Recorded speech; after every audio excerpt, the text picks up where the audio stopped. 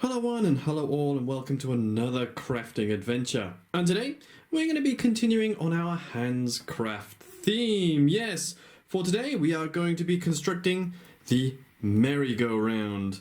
I thought this one would match quite nicely with the Ferris wheel we did last time, and it has lots of pieces. Now, if you remember, the Ferris wheel had about 120 pieces. This one has 174. So I'm quite interested in finding out, well, why this one has so many pieces. So, first thing we got to do, open this up, find out what's inside. And inside we have the standard piece of sandpaper here, used for sanding down any pieces that you want to make smoother, I guess. We have the paper instructions, nicely detailed as always, and gets a thumbs up from me. I like these. And we have the 4 sheets of parts. Now this one does have quite a lot of these quite small pieces, so I am going to take my time, make sure I don't break anything. And I'm also very interested to find out if this one actually moves, similar to the Ferris wheel we did before. So, without wasting too much time, let's get onto it and find out what we have to do for part 1. Now, having the letter and number system on the instructions is very helpful, particularly on this kit where there are almost 200 pieces. If you don't know, the letter is referring to the sheet of wood that the part is on. For example, this is D, this is A, and I have B and C over the other side. And the number just helps you find it on the actual single piece itself.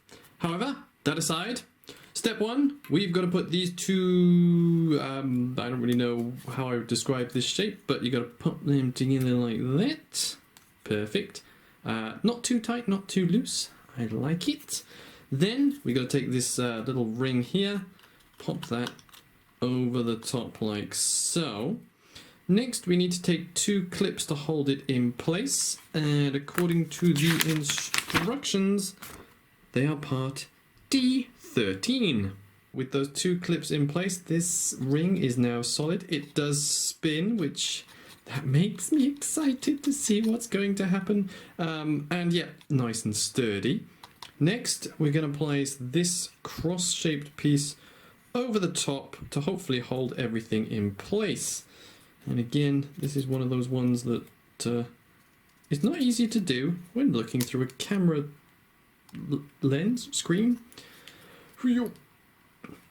Bear with me. Bingo! Yeah, just putting even pressure on it helped it go on quite nicely, and it still spins, which I'm hoping is important. Next, put that aside because we need to do this here, which involves one of these. That seems to slide in there, like that. And then one of these pieces that goes on the top there. Again, I'll do that off camera. And you got to make sure that the pattern is going inwards. Okay, the top bit went on a lot easier than I thought it would. Lovely jubbly. And it's nice and firmly held together. And as it says ×4, I guess you got to make 4 of these. Like this. Put them aside, and then we've got to make 2 more using quite similar pieces. Personally, can't really see the difference, but it does say we're going to use this, which is part B2, oh no, sorry, B5, whereas before we were using A3. As far as my eyes can see, these parts, whilst they have different letters and numbers, they are actually exactly the same size, and looking at the instructions, it does actually confirm that.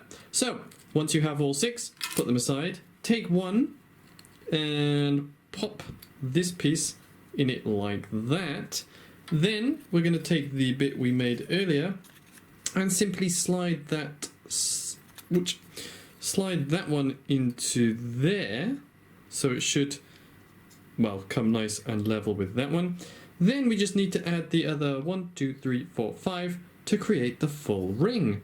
With that done, boop, boop, boop, boop, boop, we can put this aside, for it is time to make the 4 horses. And to do this, we need one of these. We need one of these that just goes on there. Be careful not to break it. You push that. Perfect.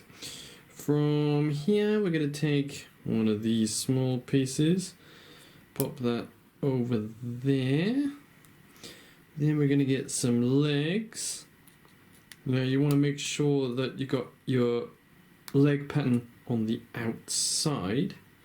And we're going to do the same on this side if we can. Again, this is difficult to do on camera, but we're going to keep going anyway. Then we're going to take one of these. That's going to go on the back here. This is probably the most difficult part of making the horse. Oh, gone on nicely there. Push that down. Okay. Then we're going to take one of these. Put that over the nose. Like so. Take another one. Put that over there. Make sure they all line up. Take one of these pieces with the extended bit in the front, for that is going to be the side of the nose. Sorry about cutting away there. Somebody came to the door, but I did manage to do, well, both sides of the head to finish the horse. And as I said earlier, we need 4 of these. And you will notice each one still has a slot in the middle of the back, which very simply just slides into here. Oh no, wait, it goes this way. Make sure the design of the tail is on the outside. And yeah, that just slides into there. And obviously the next one here, here, and here. And that should leave you with something like this. It still turns, so I'm happy there. Okay, to sort of finish this stage, we need to take this nicely patterned piece here and simply slot those pieces through the center to create the base. Like this. Turn it back. Okay, so this piece now can be put aside again. Alright, so we're now on part 6, where we're going to need this little ring and 6 parts that look like this. Hang on, let's get a good look at that. They look like this. And all you need to do with these is attach one of these to every other notch. So one here, one here, one here, one here, one here, and one here. Like so. Then we're going to take 6 very similar but slightly different pieces and attach them to the remaining 6 notches in the ring. You'll notice that the first ones we added had a little peg, the second ones we added had no pegs, which gives us 6 pegs on the bottom here, which line up with the 6 circular holes in this piece here, and they go down like that, with this pattern pointing upwards. And to finish stage 6, take both pieces there and simply again slide these bits through these holes, and it should create this very nice base and a little rail around the bottom of the merry-go-round. But okay, once that's done, put that aside, and we're going to take one of these here. We're going to take 12 of these curved pieces, and they simply go in there. So 1, 2, 3, all the way around.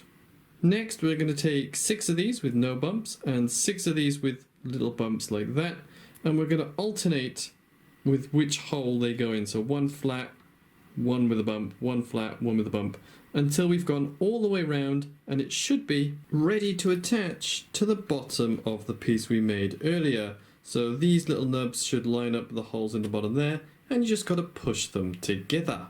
With everything lined up perfectly, we can put this piece aside for later. Next, we're going to take this ring here, and we're going to need 6 of these curved pieces with a small heart on. We're going to put the first one on any of these little slots here, like that. Then we are going to attach this cog piece to the top here, like that.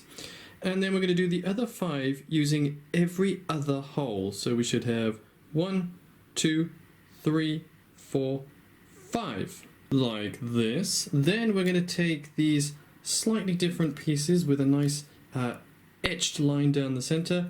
And we're going to put these in the holes that we didn't use before. And hopefully they should all slide on perfectly like this with no problems. It's very, well, I said it many times, but it's very satisfying when it comes together like this.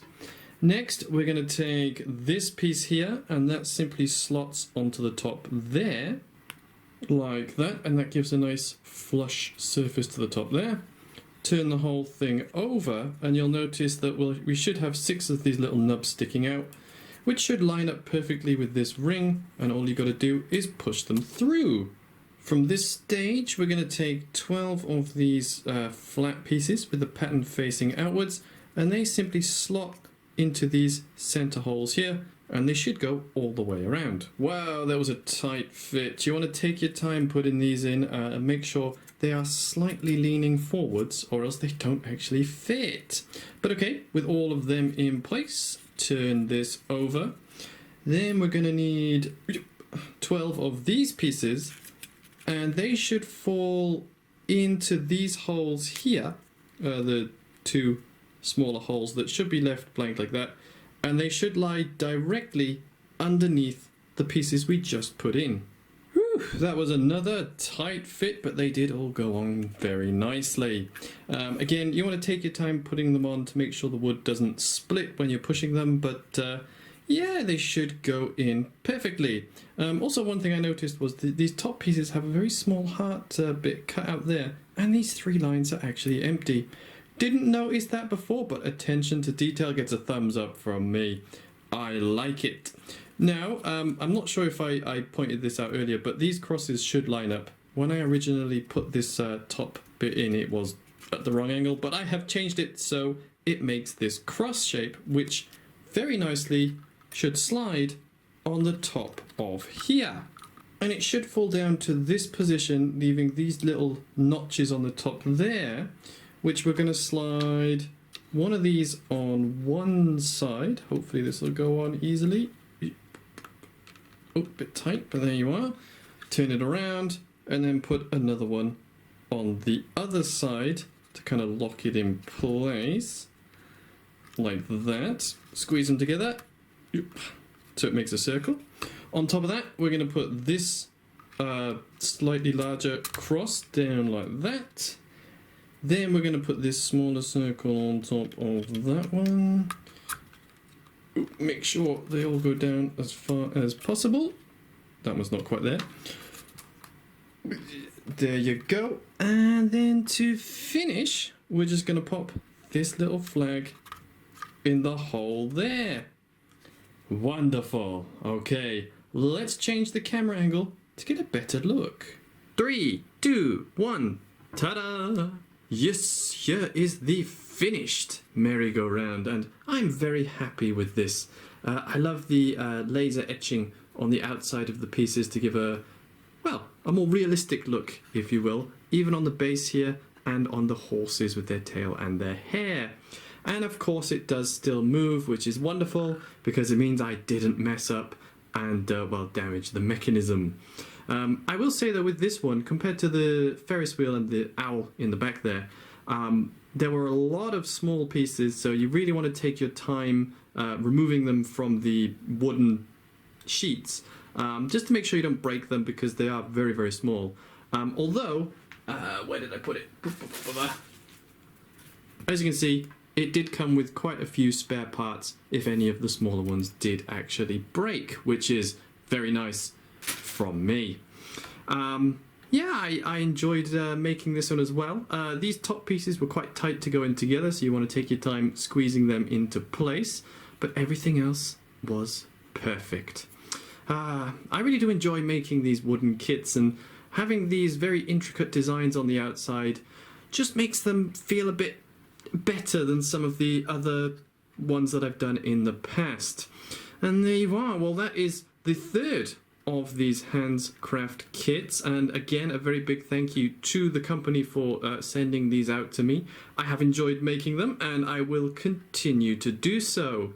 If you did enjoy this video, well, first thank you very much for watching, and if you do want to subscribe and leave a like or even a comment, that would be very much appreciated. So thank you all very much for watching. If you haven't seen the other videos, I will put links at the end here so you can. And please check out the Handscraft website and Facebook page in the description of the video below. So thank you all again for watching and have a wonderful week.